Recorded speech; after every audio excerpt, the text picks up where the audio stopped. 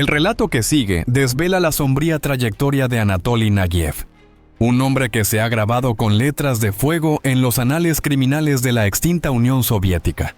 Su figura no solo encarnó la quinta esencia de la maldad, sino que se erigió como un desafío mayúsculo para las fuerzas del orden de la nación, siendo su caso objeto de riguroso análisis en manuales y textos de estudio policial. Un arquetipo de la complejidad del mal. La singularidad de sus crímenes trascendía cualquier clasificación convencional, pues en un mismo individuo confluían la perturbadora condición de asesino en serie, la escalofriante capacidad de perpetrar matanzas masivas, la depravación de un violador en serie y la incomprensible aberración de la necrofilia. Todo ello cuando apenas había superado la barrera de los 20 años de edad. Era un hombre marcado por una brutalidad inherente, una impulsividad desbordante y una volatilidad que lo hacía enteramente impredecible. Una fuerza incontrolable. Su mera presencia infundía un pavor tal que incluso los custodios carcelarios, aquellos habituados a tratar con los más temibles delincuentes, evitaban su cercanía a toda costa. Se narran incidentes que ilustran esta profunda animadversión y temor, como aquel en el que, en un arrebato de salvajismo inaudito, arrancó una falange a uno de sus guardianes con un mordisco feroz, a pesar de que se habían implementado las más estrictas medidas de seguridad posibles. El complejo perfil psicológico de Nagiev resultaba un rompecabezas oscuro, un abismo de obsesión y depravación que parecía coquetear peligrosamente con los límites de la demencia más pura, y sumiendo en perplejidad a los expertos. El infortunio se cernió la noche de un viernes, el 4 de julio de 1980. En la concurrida estación de ferrocarriles de la ciudad de Kursk, el ambiente habitual de trajín y despedidas se quebró abruptamente. Un grupo de viajeros que se disponía a embarcar en el vagón número 7 del tren con destino a Kharkov y posteriormente a Moscú, fue asaltado por una escena dantesca. Gritos desgarradores resonaron por el andén, alertando a los guardias de una calamidad sin precedentes que se gestaba en el interior del convoy. Al asomarse, la visión les heló la sangre. El interior del vagón estaba empapado de un líquido carmesí, cubriendo por completo el piso y las paredes, destilando un ominoso olor a metal y muerte. Era innegable que allí se había consumado una carnicería, una matanza espantosa, aunque, curiosamente, no se vislumbraba ni un solo cuerpo. 2 agentes, con el estómago encogido por la premonición y el corazón galopante, se adentraron en el carro para inspeccionar la escena macabra. Abrieron uno a uno los compartimentos de pasajeros, revelando un horror creciente en cada puerta. En los compartimentos designados con los números 2 y 6, la sangre se había derramado copiosamente sobre los asientos y goteaba por los cristales de las ventanillas, un testimonio mudo e inequívoco de la violencia ejercida. Pero, de nuevo, la perturbadora ausencia de cadáveres. Intentaron acceder al compartimento número 7, el último, pero la puerta se hallaba atrancada desde el interior, como sellando un secreto terrible. Tras golpear insistentemente, la puerta finalmente se abrió, revelando a un individuo que se identificó como Alexander Prelutsky, el electricista del convoy. Su rostro reflejaba una confusión palpable, un desconcierto que pronto se tornaría sospechoso. Al ser interrogado por los agentes, Prelutsky, con voz temblorosa y mirada perdida, afirmó que horas antes, al partir de la estación de ferrocarriles de Kharkov, en el vagón viajaban 2 supervisoras del ferrocarril y un par de pasajeras. Después de finalizar sus tareas habituales, él se había retirado a uno de los compartimentos, acomodándose en los asientos y sumiéndose en un profundo sueño que, según su versión, se había prolongado durante toda la noche. Un letargo absoluto. Aseguró no haber percibido absolutamente nada extraño. Ningún ruido inusual, ningún grito que lo sacara de su profundo sopor a lo largo del trayecto que había transcurrido, para él, en una calma absoluta. Sin embargo, la policía, con su olfato avesado para el engaño y la experiencia acumulada en crímenes de sangre, dudaba seriamente de la veracidad de su testimonio. Su relato resultaba incongruente, forzado, y la falta de memoria en un contexto tan perturbador lo convertía, de inmediato, en el principal sospechoso de la desaparición de las 4 mujeres. La hipótesis que barajaban los agentes era escalofriante. Prelutsky las había asesinado y con una frialdad y una precisión calculadas, había arrojado los cuerpos desde las ventanas del tren en movimiento, en un intento de borrar cualquier rastro. Esta teoría llevó a una acción inmediata y coordinada. Rápidamente, se pusieron en contacto con las autoridades de las ciudades situadas en la ruta entre Kharkov y Kursk, solicitando su colaboración urgente para rastrear meticulosamente las vías férreas. La esperanza era tenue, pero la necesidad de encontrar a las víctimas y dilucidar la verdad era imperiosa. Pocas horas después, el ominoso presentimiento se materializó en una realidad devastadora, a una distancia de aproximadamente 29 kilómetros uno del otro. En una extensión desolada entre las estaciones de Talnoyon y Stanovoy Kolodez, en el Oblast de Oriol, a unos 150 kilómetros de Kursk, los cuerpos sin vida de 4 mujeres fueron hallados. La macabra escena confirmaba los peores temores, la magnitud de la tragedia. Las víctimas fueron identificadas como María Lopatkina, Tatiana Kolesnik y las 2 supervisoras ferroviarias, Tatiana Derepianko y Tatiana Kulina. Las autopsias, realizadas con la meticulosidad que exigía la gravedad del caso y la brutalidad de los hechos, desvelaron detalles horribles. Las 4 mujeres habían sido brutalmente apuñaladas en el pecho y el cuello con una hazaña inexplicable, y tras su muerte, habían sido vilmente violadas.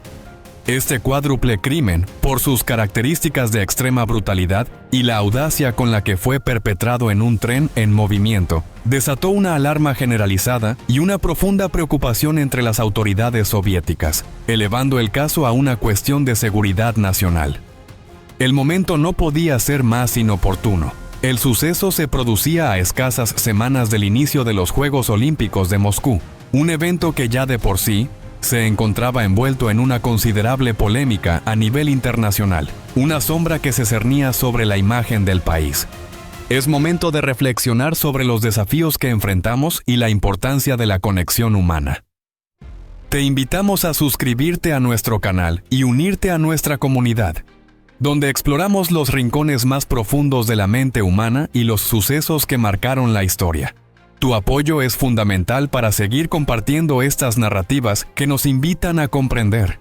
6 meses antes, en enero de 1980, el presidente de los Estados Unidos, Jimmy Carter, había lanzado un ultimátum a la Unión Soviética, exigiendo la retirada inmediata y sin condiciones de sus fuerzas armadas de Afganistán. La argumentación era clara e incuestionable para Occidente. La presencia militar en dicho país constituía una flagrante violación del derecho internacional, un acto de agesión injustificada. Esta demanda fue interpretada como una nueva forma de agresión en el contexto álgido de la Guerra Fría, un pulso geopolítico constante que definía las relaciones globales. Las autoridades soviéticas, en un acto de desafío y reafirmación de su soberanía, se negaron rotundamente a acatar la orden, considerándola una injerencia.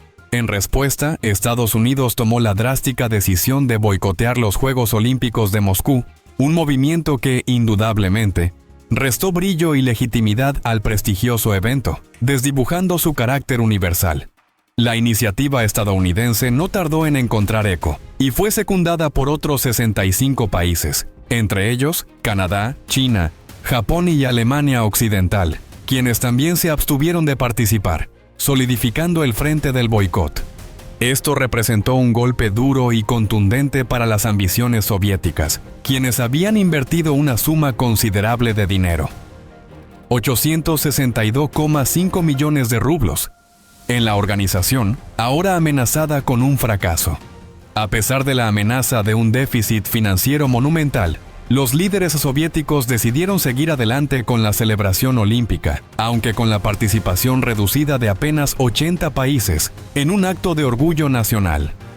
Algunos medios de comunicación internacionales no tardaron en acusar a los Estados Unidos de propagar una histeria antisoviética infundada y de instrumentalizar las Olimpiadas como una mera herramienta política, desvirtuando su espíritu deportivo. Por su parte, la Unión Soviética estaba empeñada en demostrar al mundo su autosuficiencia, su capacidad para organizar un evento de magnitud internacional sin depender del apoyo de las naciones capitalistas, reafirmando su modelo.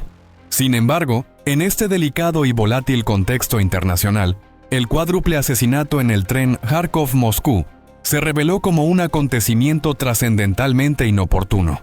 Si la noticia de tales atrocidades se divulgaba masivamente, el daño a la imagen del país, a su percibido nivel de seguridad y a su reputación internacional podría ser irreparable, especialmente ante los ojos de miles de visitantes y la prensa mundial. Inicialmente, la policía, sumida en la complejidad política del momento, llegó a considerar la posibilidad de que el asesinato de las 4 mujeres hubiera sido orquestado por agentes estadounidenses, en una macabra extensión del plan de boicot contra las Olimpiadas de Moscú.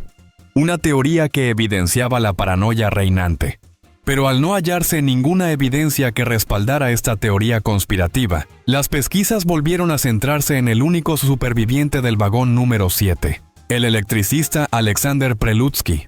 La presión ejercida sobre él se intensificó, llegando los agentes incluso a manipular pruebas, manchando sus botas con la sangre de las víctimas en un intento desesperado y poco ético por incriminarlo. Finalmente, acorralado por la intimidación incesante y la fabricación de pruebas, Prelutsky terminó por confesar que había mentido en su declaración inicial, revelando una verdad que iba más allá del crimen. La verdad que emergió era una compleja red de corrupción oculta dentro del sistema ferroviario. Al parecer, los inspectores, asistentes y conductores del tren estaban coludidos en una práctica ilícita, permitiendo diariamente el ingreso de decenas de personas a los vagones sin el boleto correspondiente, sorteando los controles oficiales. A cambio, les cobraban una pequeña tarifa, que ascendía a un par de rublos por pasajero, dinero que posteriormente se repartían entre ellos, engrosando sus bolsillos. Prelutsky, por su parte, recibía un ínfimo porcentaje por su silencio, un precio por mantener la boca cerrada y no desvelar el turbio negocio clandestino. Sabía que, de ser descubiertos, la reclusión en prisión era un destino casi asegurado para todos los involucrados, una consecuencia severa. Fue este temor, el miedo a las represalias y a la cárcel, lo que lo había impulsado a ocultar la presencia de otro pasajero aquella fatídica noche. Un individuo que había abordado el tren en la estación de Kharkov, pagando de manera ilegal a una de las supervisoras que, más tarde, sería trágicamente asesinada. Tatiana Kulina. El electricista, aún presa del pánico, describió al hombre como un joven de poco más de 20 años, de cabello corto, bien afeitado, atlético y de estatura baja. Una descripción que comenzaba a perfilar a la figura del monstruo. Horas después de que el joven abordara el tren, mientras Prelutsky intentaba conciliar el sueño en la aparente seguridad de su cubículo, el número 7, un grito agudo de mujer rasgó la quietud de la noche, rompiendo el silencio como un cristal. Quedó paralizado de terror, una mezcla de miedo y shock que lo dejó inmóvil en su lecho. Sabía que algo terrible estaba ocurriendo en el pasillo. Pero la parálisis fue tal que ni siquiera se atrevió a levantarse para averiguar la magnitud de la tragedia, a pesar del impulso de la curiosidad. Tampoco se atrevió a echar el pestillo a su puerta. Una decisión que en ese momento le pareció insignificante, pero que pudo haber sido su perdición. Minutos más tarde, el mismo joven que había subido en Kharkov apareció en el umbral de su cuarto, con la ropa completamente ensangrentada y empuñando un cuchillo de caza, cuya hoja relucía ominosamente. Prelutsky estaba convencido de que aquel hombre había masacrado a malas mujeres y que su destino sería el mismo, el próximo en caer. Sin embargo, el asesino lo miró fijamente a los ojos, una mirada fría y desprovista de emoción, y pronunció unas palabras escalofriantes que quedaron grabadas en la mente del electricista. Corto a las mujeres como si fueran pollos, pero no toco a los hombres. Con una calma aterradora, el sujeto dio media vuelta y cerró la puerta con cuidado, dejando a Prelutsky sumido en una agonía de incertidumbre y miedo. Durante las horas siguientes, Prelutsky permaneció encerrado en su cubículo, petrificado, esperando el inminente regreso del asesino para consumar su propia muerte. Cada segundo una eternidad. Pero el regreso nunca ocurrió. El tren hizo varias paradas antes de llegar a Kursk, lo que sugería la alta probabilidad de que el criminal hubiera descendido en alguna de ellas. Justo después de arrojar los cadáveres de las 4 mujeres a las vías, en un intento desesperado por ocultar sus abominables actos y evadir la justicia. Al ser interrogado por segunda vez y ante la insistencia de las autoridades, uno de los capataces del ferrocarril no tuvo más alternativa que confirmar la historia de Prelutsky. Efectivamente, mantenían un pequeño y lucrativo negocio de transporte clandestino, una práctica habitual en la red. Aquel sujeto, cuyo nombre aún se desconocía y cuya identidad era un misterio, había viajado sin comprar ningún boleto en la estación de Kharkov y por ende no existía un registro oficial de su identidad, lo que complicaba enormemente su localización y dificultaba el inicio de una búsqueda formal. Al mismo tiempo, el capataz afirmó haber visto al sospechoso en el andén aquella noche, proporcionando una descripción física que coincidía plenamente con la proporcionada por Prelutsky, dando forma a la imagen del fugitivo. Los investigadores, bajo una presión implacable de las autoridades superiores y de la opinión pública, estaban desesperados por resolver el caso con la mayor brevedad y encontrar a un culpable que calmara la creciente alarma. A pesar de la imperiosa necesidad de un culpable y la presión de las esferas más altas, no poseían ninguna prueba sólida que vinculara al electricista Alexander Prelutsky directamente con los horribles asesinatos. Las inconsistencias en su declaración inicial y su posterior confesión sobre la red de tráfico ilícito en el tren, aunque comprometedoras para su reputación, no lo incriminaban como el homicida material de las 4 mujeres. Finalmente, tras un análisis exhaustivo de la situación, la escasez de evidencias irrefutables y la falta de huellas dactilares o testimonios directos, las autoridades llegaron a la conclusión de que Prelutsky no estaba relacionado con los crímenes y se vieron obligados a dejarlo en libertad, aunque con la sombra de la sospecha aún sobre él. Sin embargo, las pesquisas no cesaron. Los exámenes forenses practicados a los cadáveres revelaron un detalle crucial y macabro que pasó desapercibido al principio.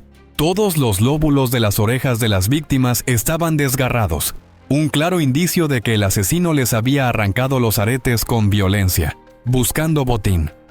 Tras interrogar a los familiares de las fallecidas, se pudo confirmar que las 4 mujeres habían sido despojadas de un total de 17 joyas de valor.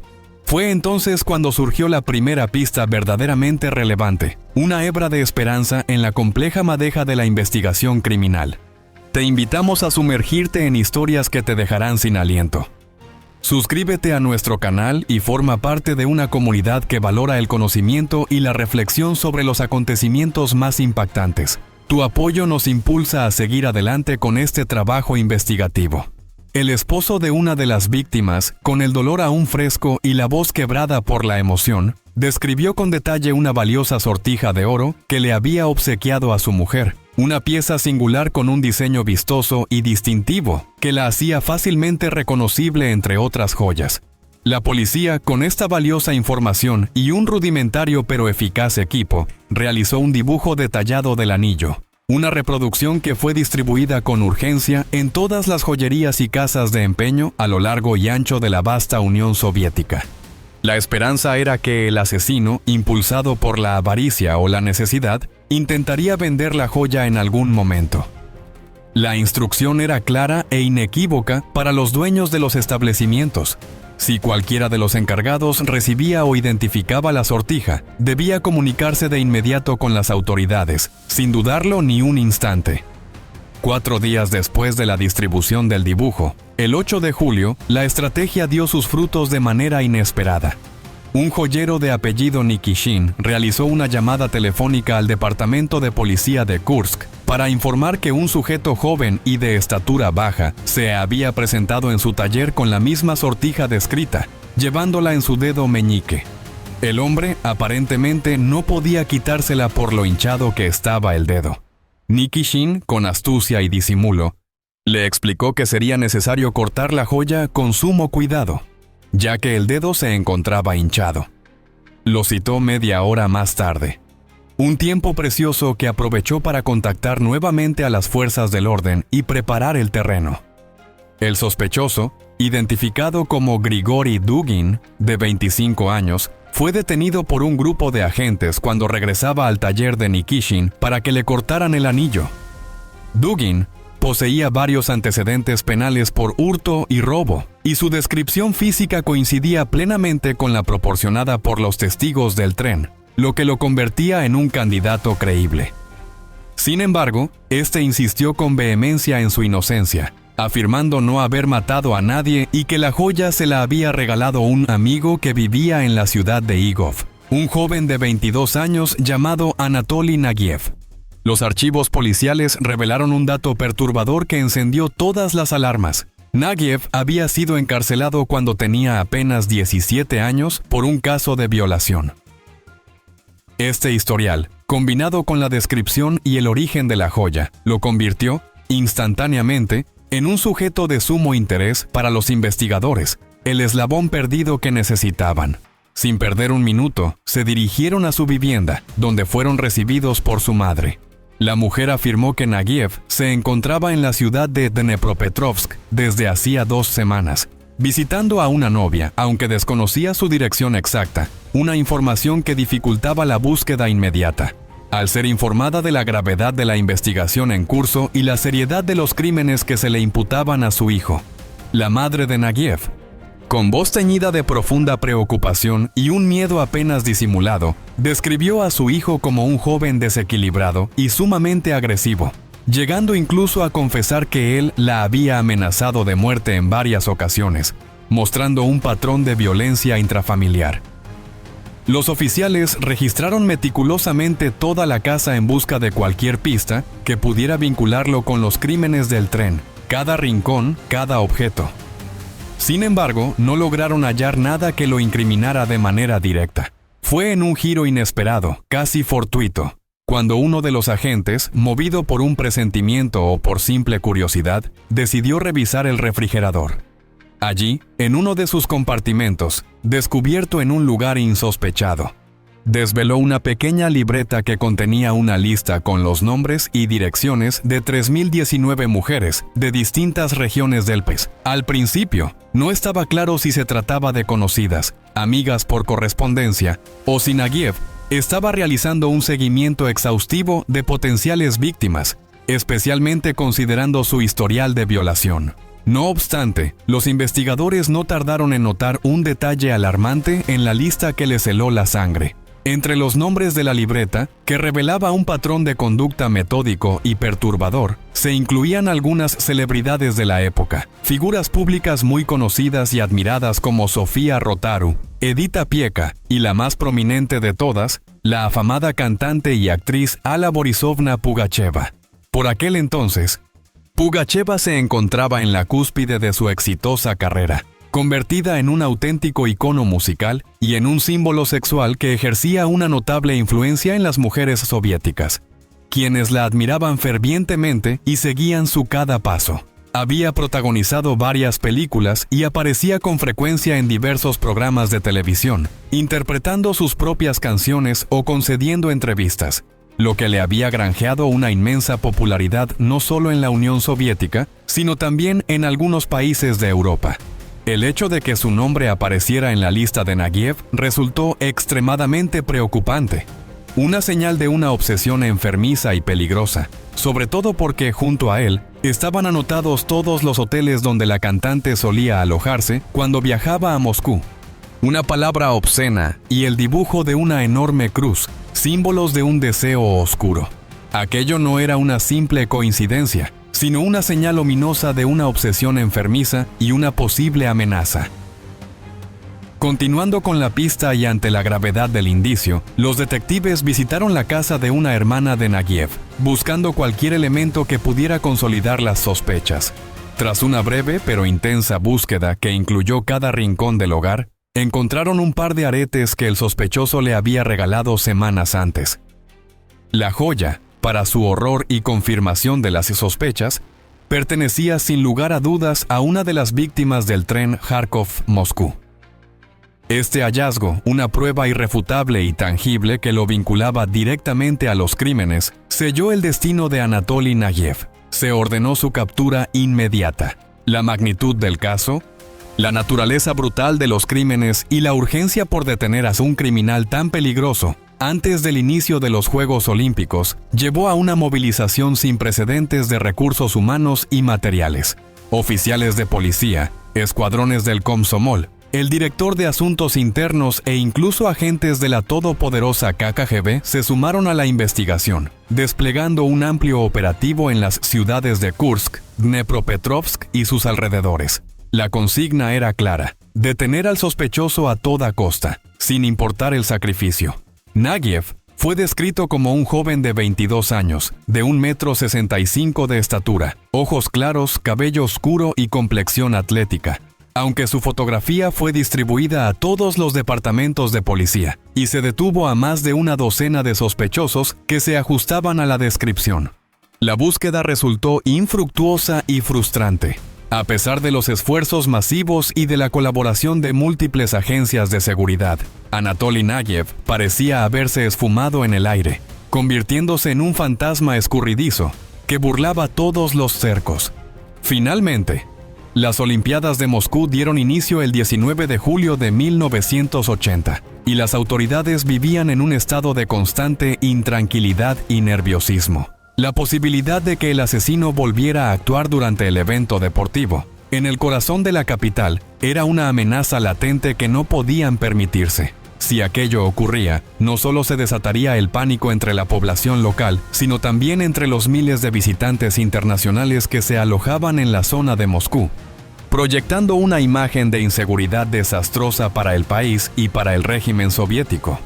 Cuando las actividades olímpicas concluyeron, el día 3 de agosto, los mandatarios soviéticos sintieron un cierto alivio colectivo, una exhalación contenida, pues no se había registrado ningún crimen especialmente violento o de gran repercusión durante su celebración, logrando mantener una fachada de orden. Aún así, la presión sobre la familia de Nagiev se incrementó con la esperanza de que pudieran proporcionar alguna pista, por mínima que fuera, que ayudara a detenerlo. Para entonces, los detectives estaban sumamente frustrados, al borde de la desesperación, pensando que el asesino podía haber huido al extranjero y que dar con su paradero sería una tarea imposible en la vastedad del mundo.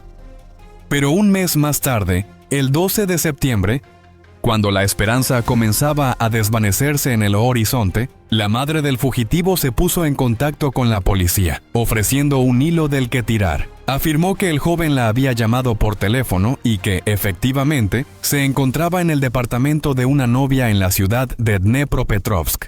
Esta vez, la madre, bajo una presión abrumadora y la promesa de seguridad, pudo averiguar y proporcionar la dirección exacta del escondite.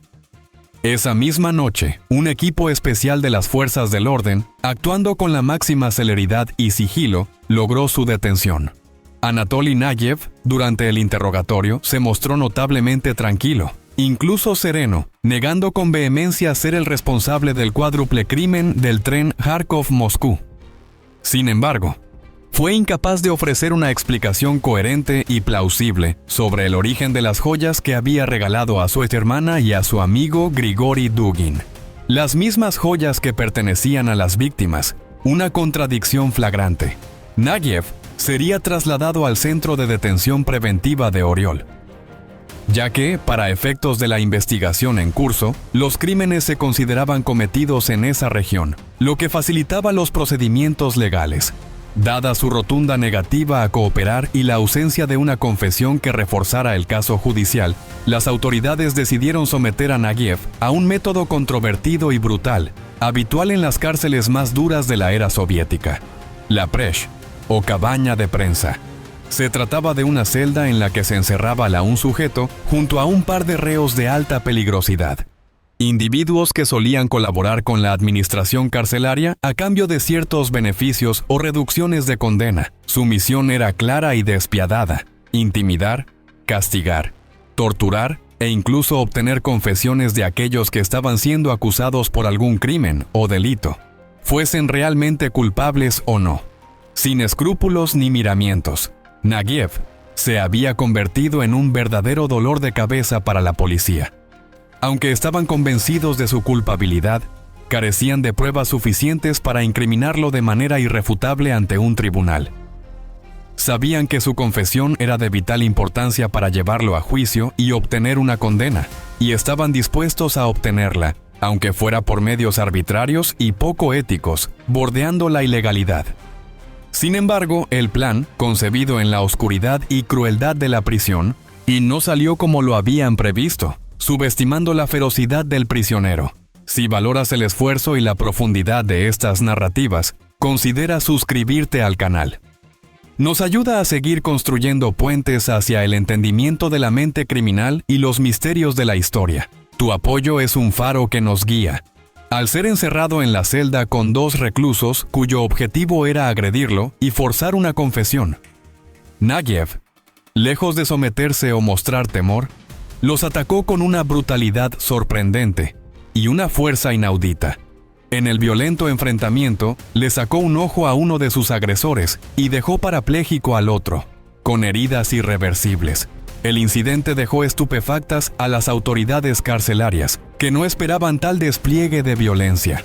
A pesar de su estatura de apenas 1,65 m, Nagiev demostró una fuerza física excepcional y una agilidad asombrosa, dejando incapacitados a 2 hombres fuertes y curtidos en cuestión de segundos, y saliendo completamente ileso del altercado. Aquello puso de manifiesto que se trataba de alguien extremadamente peligroso, una amenaza constante incluso dentro de los muros más seguros de la prisión, un depredador implacable. A partir de ese momento, se decidió que sería escoltado por 2 guardias robustos, aplicando las más estrictas medidas de seguridad cada vez que fuera trasladado de un pabellón a otro, casi como un animal salvaje. Sin embargo, ni siquiera estas precauciones extremas serían suficientes para contener su espíritu indomable y su innata capacidad para la violencia y la huida. Anatoly Huseinovich Nagiev nació en Angarsk, en el Oblast de Irkutsk, un 26 de enero de 1958, en los fríos inviernos siberianos. Pocos años más tarde, su familia se mudó a la ciudad de Sudza, en la región de Kursk, donde se estableció junto a sus padres y sus 2 hermanos, buscando una vida mejor.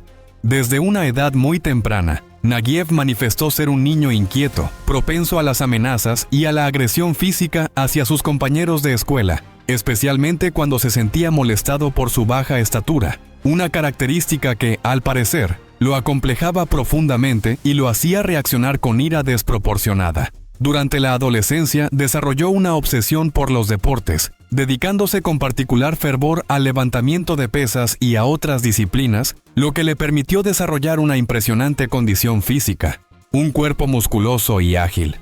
Aseguraba que su sueño era unirse a un circo y recorrer el mundo, un anhelo de libertad y reconocimiento. Aunque en ocasiones podía mostrarse sociable y compartir momentos con jóvenes de su edad, nunca parecía encajar del todo, terminando siempre por aislarse, como si una barrera invisible lo separara del resto. Nagiev proyectaba una personalidad paranoica, desconfiando de todo su entorno, y de manera particular, albergaba un odio y un deseo contradictorios hacia las mujeres, una dicotomía que lo consumía. Cuando intentaba establecer una conversación con alguna mujer y sus avances no eran correspondidos o eran rechazados, la ira lo consumía por completo, asumiendo que era despreciado debido a su estatura, una herida narcisista profunda. Paradójicamente, algunas fuentes aseguraban que ciertas compañeras de escuela lo encontraban atractivo, precisamente por su físico musculoso y su energía. Pero él jamás se involucró sentimentalmente con ninguna de ellas, incapaz de forjar una relación sana. Sus incipientes fantasías sexuales, alimentadas por una profunda misoginia y una frustración creciente ante el rechazo, degeneraron en una necesidad imperiosa de dominar, castigar y abusar de aquellas jóvenes que no demostraban interés en él, convirtiéndolas en objetos de su ira. Fue así como, en mayo de 1975, a la edad de 17 años, cometió su primer delito atroz, violando a una asistente de laboratorio de su escuela. La muchacha, aterrorizada por las amenazas de muerte del atacante y el shock del trauma, decidió no denunciarlo a la policía. Sin embargo, el joven cometería otras 2 violaciones en las semanas siguientes, escalando en su patrón criminal. La última víctima, una excompañera de escuela, sí lo denunció a las autoridades, lo que llevó a su arresto inmediato y al inicio de su historial delictivo público. A pesar de ser menor de edad en el momento de los crímenes, Nagiev fue hallado culpable y condenado a una pena de 6 años de prisión en una colonia de la República de Komi, específicamente en la sección destinada a agresores sexuales, un destino crudo.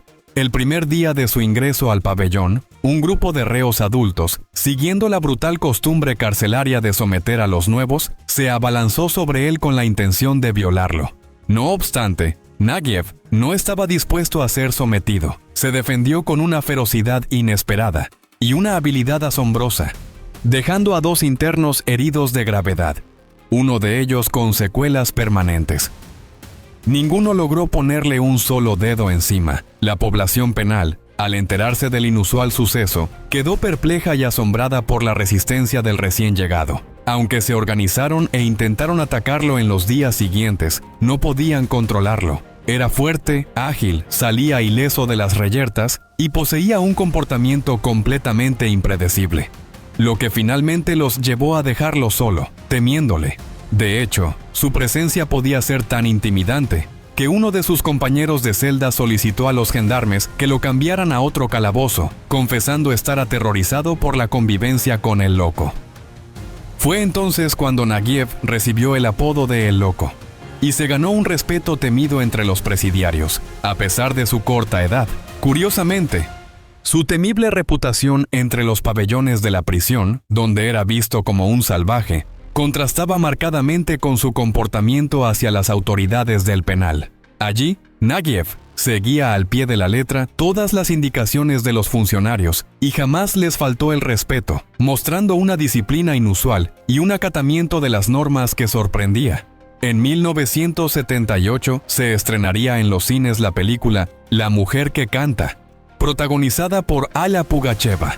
La artista, de 29 años, se encontraba en la cima de su carrera y se había convertido en el orgullo de la Unión Soviética, una figura nacional venerada. Tal era su relevancia que la película se proyectó incluso en algunas cárceles para entretenimiento de los presidiarios, llevando un soplo de cultura al encierro. Al igual que millones de soviéticos, Nagiev ya había escuchado en la radio varias canciones de Pugacheva, pero cuando la vio por primera vez en la pantalla grande, quedó absolutamente impresionado, cautivado por su belleza y talento. Comenzó a acudir a diario a la biblioteca de la prisión, buscando recortes de prensa y escuchando sus discos, disponibles para toda la población penal, sumergiéndose en su mundo. La obsesión de Nagiev por Pugacheva alcanzó niveles alarmantes, mutando de la admiración a una fijación patológica. Soñaba con salir de prisión, localizarla y, bajo cualquier pretexto, entablar una conversación con ella, enamorarla y convertirse en su amante, una fantasía que él consideraba legítima. Sin embargo, con el pasar de los meses, aquella fantasía romántica le resultó insatisfactoria e insípida, y empezó a transformarse en un plan a futuro mucho más siniestro y violento. Una vez fuera de la cárcel, localizaría a Pugacheva a toda costa, sin importar los medios. Le propondría mantener una relación amorosa, pero si ésta se negaba o lo rechazaba, la violaría y la mataría, para que ningún otro hombre volviera a tocarla, en un acto de posesión y destrucción final. A pesar de que sus retorcidas fantasías sexuales no hacían más que empeorar y volverse más violentas, Nagiev mantuvo un comportamiento intachable tras las rejas, lo que le valió beneficios. Después de 4 años de presidio, a principios de enero de 1979, sería trasladado a un asentamiento en la aldea maderera de Chiquino, en el distrito municipal de Pechora. Allí, debía trabajar en la tala de árboles y obtuvo la libertad vigilada, aunque, en la práctica, podía moverse sin ningún tipo de supervisión durante el día, una libertad que no tardaría en abusar. Apenas unos días después de su traslado al asentamiento maderero, el 30 de enero, en la estación de trenes de Pechora, Nagiev divisó a una mujer que, según él, guardaba un notable parecido físico con su amor platónico, la cantante Alla Pugacheva. Quedó tan impactado por la similitud que no pudo evitar entablar una conversación con ella, un encuentro fatídico. La mujer, identificada como Olga Demianenko, se encontraba buscando a un hijo desaparecido, lo que la hacía vulnerable. Nagiev, con su encanto superficial y su fachada de buen samaritano, le prometió que la ayudaría a encontrarlo. A pesar de tratarse de un desconocido, Demianenko confió en él y lo invitó a su departamento, sin saber que invitaba a la muerte. Pero una vez que ingresaron a la vivienda, la promesa de ayuda se transformó en una pesadilla indescriptible y brutal. Nagiev la golpeó salvajemente en el rostro, sacó un cuchillo y la apuñaló más de 30 veces, con una hazaña desmedida y una rabia incontrolable, antes de violar su cadáver y darse a la fuga sin dejar rastro, en un acto de máxima depravación. El cuerpo de Olga Demianenko sería encontrado 3 días más tarde, y la policía, careciendo de testigos o sospechosos, fue incapaz de resolver el brutal crimen en ese momento, sumiéndolo en el olvido temporal. Te invitamos a fortalecer nuestra comunidad y mantener viva la llama de la investigación. Suscríbete a nuestro canal y comparte estas historias para que más personas puedan reflexionar sobre los abismos de la mente humana y la complejidad de la justicia.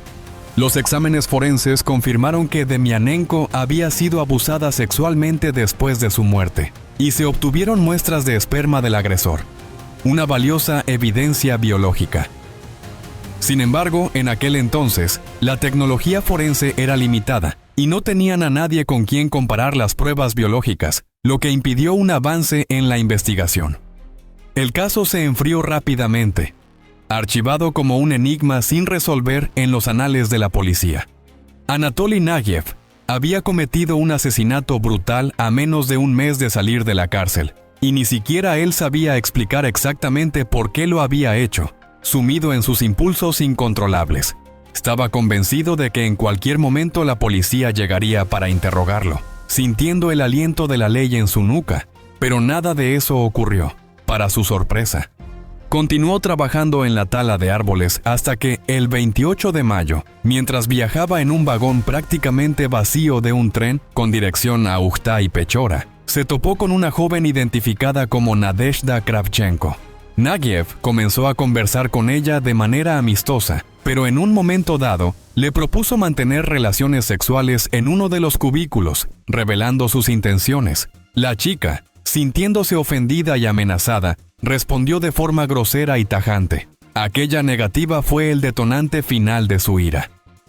Tras la respuesta de Nadezhda Kravchenko, el atacante, poseído por su furia contenida y su necesidad de dominación, la introdujo a la fuerza en uno de los compartimentos, donde la asesinó de 2 puñaladas en el pecho con un cuchillo y posteriormente la violó, repitiendo el patrón de violencia.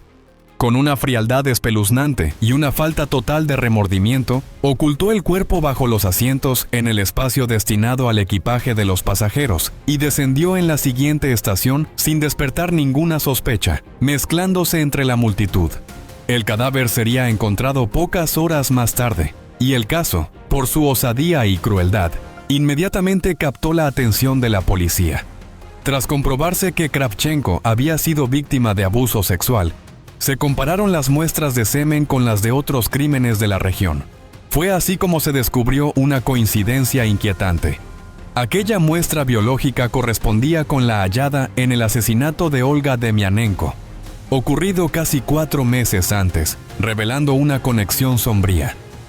Pocos días después de este crimen, Nagiev obtuvo una rebaja de su condena debido a su buen comportamiento en el asentamiento maderero y consiguió la libertad definitiva a finales de mayo de 1979.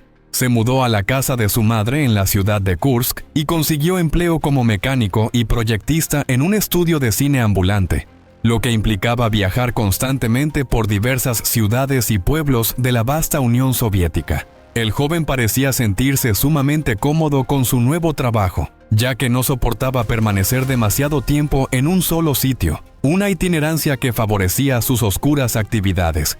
Al mismo tiempo, esta movilidad constante le permitió conocer a una gran cantidad de chicas jóvenes. Si bien Nagiev podía ser sumamente impulsivo con las mujeres, la mayor parte del tiempo mantenía la compostura y conversaba con ellas de forma amistosa, sonsacándoles información sin que ellas se dieran cuenta de sus verdaderas intenciones, una máscara de normalidad. Fue entonces cuando comenzó a anotar sus nombres y direcciones en una libreta, la misma que ocultaba estratégicamente dentro del refrigerador en la casa de su madre. Todas ellas habían sido seleccionadas con una mente metódica y perturbadora, como potenciales víctimas, una lista de futuras tragedias. Entre mayo de 1979 y junio de 1980, Nagiev habría violado al menos a 30 mujeres en diversas regiones de la Unión Soviética, a las cuales, además, amenazó de muerte si se atrevían a denunciarlo, asegurando su silencio. Confiaba plenamente en su capacidad para amedrentar a las víctimas, utilizando el terror como herramienta de control, y disfrutaba con la sensación de impunidad que le proporcionaban sus crímenes, creyéndose intocable. Sin embargo, el cuádruple asesinato del 4 de julio de 1980, ocurrido en el tren Kharkov-Moscú, causó demasiado revuelo y una alarma social sin precedentes. Las autoridades, ante la magnitud del horror y la repercusión potencial, pusieron a disposición todos los recursos imaginables para detenerlo, elevando el caso a una prioridad nacional de primer orden. De momento, Anatoly Nagiev era sospechoso solo de los 4 asesinatos perpetrados en el tren, y se ignoraba por completo su involucramiento en otros crímenes previos. Una faceta aún oculta de su depravación. Seguía sin cooperar con la policía y los encargados del Centro de Detención Preventiva de Oriol, demostrando su intransigencia, e incluso había enviado al hospital a un par de reos que intentaron intimidarlo para que confesara, evidenciando su violencia. Pocos meses más tarde, mientras era trasladado a otro pabellón por un par de escoltas, ocurriría un incidente llamativo que demostró nuevamente su peligrosa astucia y fuerza descomunal. Nagiev consiguió romper las esposas de acero que llevaba en las muñecas, con una fuerza sorprendente para su complexión. Luego golpeó a los 2 guardias con la cabeza hasta dejarlos completamente inconscientes y, en un acto de audacia desesperada, se lanzó de una ventana sin barrotes desde un segundo piso, con la clara intención de darse a la fuga y desaparecer una vez más. Sin embargo, su intento de escape terminó de forma irónica y casi cómica. Aterrizó justo encima de la mesa, donde un grupo de oficiales, ajenos a todo, estaba jugando ajedrez en el patio. Nagiev sufrió un duro golpe al caer, pero asombrosamente ninguna fractura ni herida de consideración, lo que atestiguaba su robustez física, por lo que fue inmediatamente encerrado en una celda de aislamiento. El hecho de que un sujeto de 1,65 m de estatura lograra romper sus esposas e incapacitar a 2 guardias robustos resultó insólito y tomó por sorpresa a las autoridades carcelarias, quienes se vieron obligadas a imponer nuevas y más estrictas reglas de seguridad para toda la población penal, temiendo nuevas fugas. La situación causó una gran molestia en el Ministerio del Interior, sobre todo considerando los enormes esfuerzos que la policía, el Komsomol y la KGB habían realizado para dar con el paradero de Nagiev a lo largo de 2 meses. Se había advertido de su extrema peligrosidad y, aún así, había estado a punto de fugarse de nuevo, un fallo de seguridad garrafal. Por ello, y ante la vergüenza institucional, se tomó la drástica decisión de trasladarlo a un centro penitenciario de Kursk, donde fue sometido a un régimen especialmente estricto y se le impusieron grilletes de acero, incluso mientras dormía en su celda, para asegurar que no hubiera más intentos de escape. Finalmente, Anatoly Nagiev, acorralado, sin más opciones de resistencia física o manipulación psicológica, confesó ser el responsable del asesinato de las 4 mujeres en el tren Kharkov-Moscú, aquel fatídico 4 de julio de 1980. Aseguró que aquella noche se encontraba en el andén y le explicó a una de las supervisoras, Tatiana Kulina, que necesitaba viajar a Moscú para visitar a su madre, quien estaba enferma, y que no disponía de demasiado dinero. La joven, conmovida por su relato y su aparente vulnerabilidad, lo dejó subir cobrándole solo 1 rublo, en un acto de compasión. Pero al abordar el vagón, Nagiev notó que Kulina tenía un cierto parecido con Aya Pugacheva, lo que encendió sus impulsos más oscuros. Incapaz de contener sus depravados deseos, intentó abusar de ella. La mujer, al resistirse con todas sus fuerzas, fue brutalmente asesinada de varias puñaladas y su cadáver, violado, repitiendo el patrón de sus crímenes anteriores. Minutos más tarde, otra de las supervisoras, Tatiana Derepianko, se acercó al lugar de la atrocidad. Ignorando por completo que su compañera había sido salvajemente asesinada a pocos metros, fue sorprendida por el atacante, quien la hirió en el pecho y el cuello con el mismo cuchillo, provocándole la muerte para luego abusar sexualmente de ella, en una espiral de violencia imparable. Posteriormente, Nagiev, con una frialdad calculadora y una mente metódica a pesar del caos que había desatado, comenzó a registrar cada uno de los cubículos del vagón para asegurarse de que no hubiera ningún testigo de sus horribles actos, buscando eliminar cualquier cabo suelto. Fue entonces cuando se topó con dos pasajeras, María Lopatkina y Tatiana Kolesnik, a quienes también asesinó a puñaladas y violó después de muertas, víctimas de su imparable furia. Se trató de dos eventos separados, ocurridos en los compartimentos número 2 y 6 respectivamente. Pero al parecer, cometió los ataques con gran sigilo, sin alertar a nadie en el vagón, lo que demostraba su perversa habilidad. El asesino continuó recorriendo los pasillos y al abrir la puerta del cubículo número 7, vio a un hombre mayor recostado y temblando de miedo. Se trataba de Alexander Prelutsky, el electricista, quien había escuchado el grito de una mujer. Curiosamente, Nagiev decidió perdonarle la vida, asegurando que no mataba a hombres, aunque es probable que lo hiciera para que las autoridades pensaran que él, Prelutsky, era el verdadero responsable de los asesinatos, en un acto de macabra manipulación y desvío de la investigación. El vagón número 7 del tren Kharkov-Moscú quedó sumido en un silencio sepulcral y pesado. Nagiev había matado a las 4 mujeres que se encontraban allí en menos de una hora, con una eficiencia aterradora, y el único superviviente permanecía encerrado y aterrorizado en uno de los cubículos.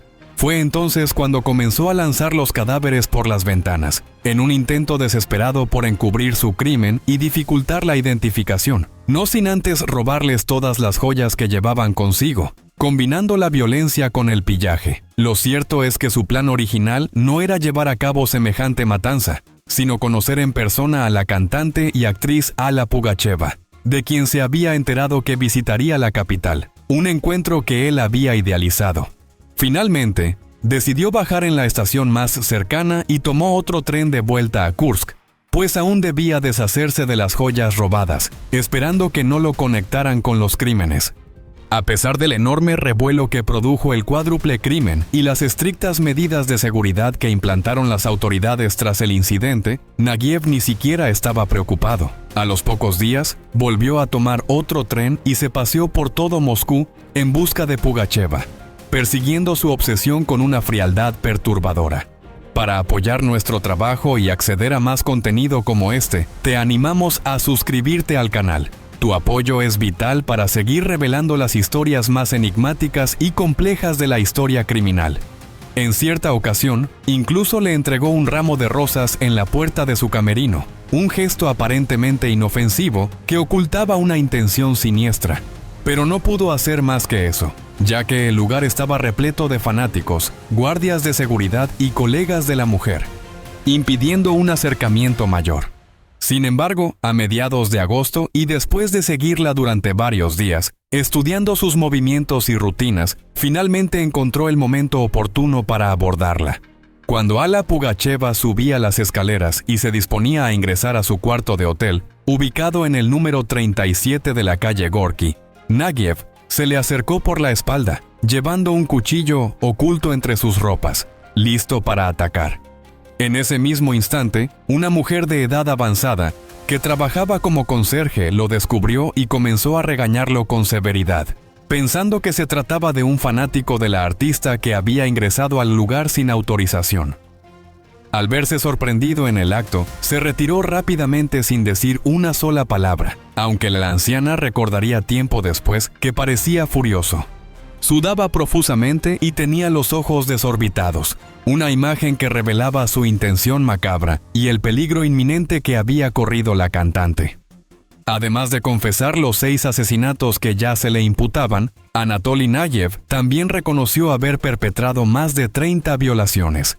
Tomó por sorpresa a los investigadores al admitir su responsabilidad en los crímenes de Olga Demianenko y Nadezhda Kravchenko, cometidos en 1979 en la ciudad de Pechora. Si bien ambos casos habían sido relacionados entre sí por las muestras biológicas halladas, jamás se imaginaron que tenían frente a ellos al verdadero responsable de aquellos actos, un criminal prolífico. Tras ser sometido a exhaustivas evaluaciones psicológicas y psiquiátricas, algunos expertos determinaron que Nagiev sufría del llamado síndrome de Napoleón, un término que describe una supuesta tendencia de las personas de baja estatura a comportarse de manera provocadora, dominante o excesivamente competitiva, como una forma de compensar su complejo de inferioridad. Nagiev dedicaba varias horas al día a realizar todo tipo de ejercicios para mantenerse en un excelente estado físico, desarrollar una gran fuerza y proyectar una imagen de poder. Sus conductas antisociales, violentas e impredecibles, parecían ser su forma de compensar el hecho de que solo medía 1,65 m de estatura, una característica que, claramente, lo acomplejaba y lo impulsaba a una reafirmación constante a través de la violencia. A pesar de que sus actos de necrofilia y su obsesiva fijación con la cantante Alla Pugacheva parecían indicar que sufría algún tipo de enfermedad mental profunda o psicosis, lo cierto es que Nagiev intentó encubrir sus crímenes de una u otra forma, con una astucia considerable, lo que indicaba que era consciente de la gravedad y las consecuencias de sus acciones, y no un loco sin raciocinio. Tras asesinar a las 4 mujeres en el tren Kharkov-Moscú, a principios de julio de 1980, dejó vivo al electricista Alexander Prelutsky para confundir a los investigadores y desviar la atención hacia él. Poco después, cuando le regaló el anillo de oro de una de sus víctimas a su amigo Grigori Dugin, probablemente supuso que la policía buscaría aquella joya tan característica y darían con él, convirtiéndolo en el principal sospechoso, un peón en su juego macabro. Al igual que Nagiev, Dugin era joven, atlético y de baja estatura. Si el único superviviente del tren Kharkov-Moscú hubiera colaborado plenamente con las autoridades y descrito al asesino, seguramente mencionaría dichas características, lo que apuntaría a Dugin encajando en el perfil. A diferencia de lo que muchos pudieran pensar por su brutalidad, Nagiev demostró ser un sujeto considerablemente inteligente, con una pátina de carisma superficial y una habilidad manipuladora que lo hacían aún más peligroso. Había logrado obtener los nombres y direcciones de más de 300 jóvenes de distintas regiones de la Unión Soviética simplemente conversando con ellas, usando su encanto, lo que dejaba en evidencia su capacidad para contenerse y ocultar sus verdaderas intenciones cuando perpetrar un crimen o un delito no resultaba conveniente, esperando el momento oportuno. En consecuencia, los psiquiatras, tras un minucioso análisis de su comportamiento y su lucidez aparente, llegaron a la conclusión de que Anatoly Nagiev estaba plenamente capacitado para enfrentar un juicio, siendo responsable de sus actos. El 2 de julio de 1981, el Tribunal Regional de Kursk lo encontró culpable de 6 asesinatos y 30 violaciones, condenándolo a la pena de muerte por fusilamiento, la máxima sentencia. Durante todo el proceso, Nagiev se mostró sumamente alterado, hablaba incoherencias, lanzaba amenazas e incluso intentó agredir a un oficial y al jurado, y probablemente intentaba demostrar que estaba demente y que, por lo tanto, no debía ser condenado a la pena capital. Sin embargo, su estrategia no funcionó. Un mes más tarde, a principios de agosto, se ordenó que el asesino fuera trasladado hasta la prisión de Novocherkassk para ser ejecutado. El día 19 de agosto, Nagiev y un grupo de reclusos viajaron desde Kursk y descendieron en la estación de ferrocarriles de Khotun, a las afueras de la ciudad de Novocherkassk, acompañados por varios guardias fuertemente armados. Si bien el procedimiento parecía marchar con normalidad y sin incidentes, en cierto momento, Nagiev, con una audacia asombrosa, comenzó a correr y se lanzó bajo las ruedas de un tren en movimiento, en un intento desesperado de suicidio o escape. Los agentes, sorprendidos por la audacia de su escape, no pudieron hacer demasiado. Solo esperaron a que el tren terminara de salir del andén para recoger el cuerpo. Sin embargo, para su horror y asombro, no había ningún cadáver sobre las vías. Anatoly Nagiev, el escurridizo criminal, se había dado a la fuga nuevamente, burlando a sus captores y dejando un reguero de pánico a su paso. La noticia causó un pánico generalizado en todo Novocherkassk y la región de Rostov, además de una gran indignación en Moscú, desde donde se ordenó que Nagiev debía ser encontrado en un plazo máximo de 3 días, una misión de máxima urgencia. El mismo jefe del Departamento de Investigación Criminal de Kursk, ante la gravedad de la situación y la creciente histeria pública, indicó a la policía que dispararan a matar si lograban dar con su paradero. Después de todo, ya había sido condenado a la pena de muerte y representaba un peligro inminente e incalculable para la población, un depredador suelto. Con el pasar de las semanas, el pánico fue en aumento y la movilización fue masiva. Cientos de agentes, perros adiestrados para rastrear e incluso grupos de ciudadanos armados con rifles y escopetas recorrieron bosques, senderos y sitios abandonados en busca del asesino, en una verdadera cacería humana. También se utilizaron helicópteros militares para rastrear la vasta zona de Rostov, pero no pudieron hallarlo por ninguna parte, como si la tierra se lo hubiera tragado. Sin embargo, el 29 de septiembre, el Departamento de Policía de Rostov recibió la llamada de un poblador del distrito de Velokalitvinsky, quien aseguraba haber visto a una extraña mujer vestida de gitana ocultándose en un viejo pajar. Lo llamativo, sin embargo, era que cubría completamente su rostro. Tenía hombros anchos, caminaba erguida y era de baja estatura, características que inmediatamente levantaron sospechas sobre la veracidad de la mujer. No olvides que tu participación es esencial. Suscríbete a nuestro canal para seguir explorando los eventos más oscuros de la historia y desentrañando la psique de personajes complejos que nos desafían a comprender. De inmediato, un par de oficiales se dirigieron hasta el lugar indicado y encontraron una pequeña choza improvisada, donde había trozos de pan fresco y botellas de leche, indicios de una ocupación reciente.